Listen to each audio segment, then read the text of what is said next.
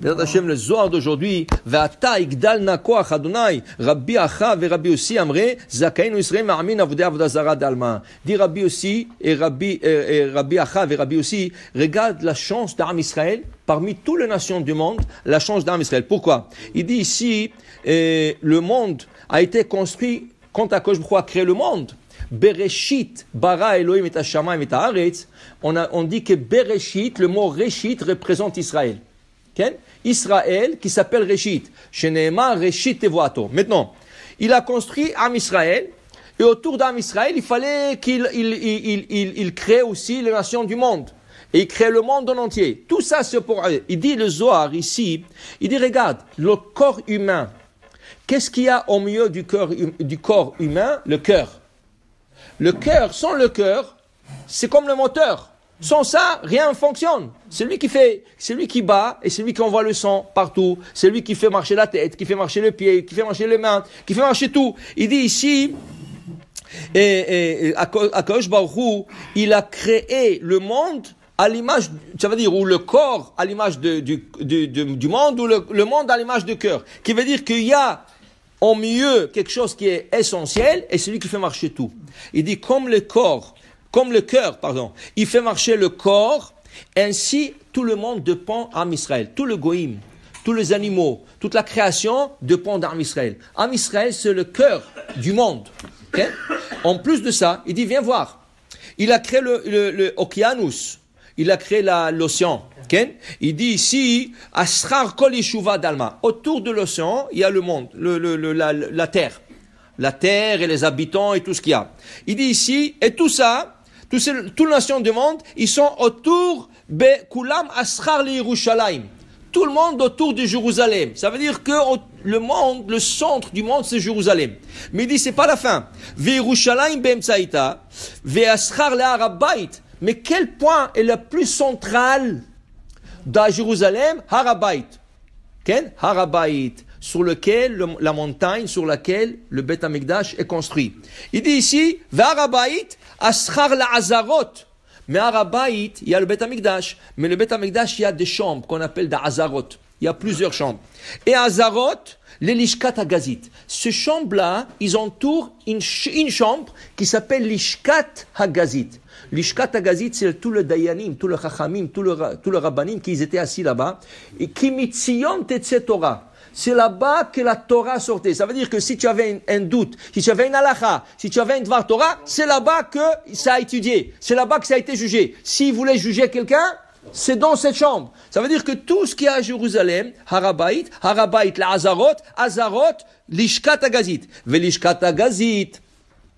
Taman Sanhedrin Gdola Yatvin, c'est là-bas le grand Sanhedrin qui est assis. Vetanenan let yeshiva ba'azara el alamachem bet David beluchadayu. Vous savez que dans le Beth Amikdash, on n'a pas le droit de s'asseoir. Le seul qui a le droit de s'asseoir sur une chaise Beth Amikdash, c'est le roi qui sort de la lignée de David. Malché bet David. Toi, tu viens, je suis fatigué, sors dehors. Tu n'as pas le droit de s'asseoir au Beth Amikdash. Il n'y a pas de chaise, il n'y a pas à s'asseoir. Pas par terre, ni rien. Il y a des escaliers là-bas. Non, sors dehors. Okay? Dehors, tu peux t'asseoir. Mais pas dans Beth Amikdash. En yeshiva ba'azara, el ale malchet bet David. C'est le seul qui peut s'asseoir là-bas. Il dit ici, velishkat hagazit, et cette chambre qui s'appelle lishkat hagazit, aschar la mizbeach. Elle est autour de quoi? De l'autel. L'autel de sacrifice. Alors tout le sacrifice, le quotidien, le sacrifice du jour que les gens ont mené, tout ça, ça se fait là-bas. Ça c'est plus central. Et le Mizbeach, il est autour de quoi? De la bâtisse qu'on appelle le Ulam, ou le Echal. C'est la bâtisse. Alors le Mizbeach est juste autour de la bâtisse. Et la bâtisse là-bas, il dit ici, qu'est-ce qu'il y a dedans? Kodesh HaKodashim. Kodesh HaKodashim. Et qu'est-ce qu'il y a dans Kodesh HaKodashim? Il dit là-bas, Aaron va Kérouvim, l'arche sainte avec les chérubins. Ça, c'est le centre du monde. Ça, c'est le point le plus central du monde.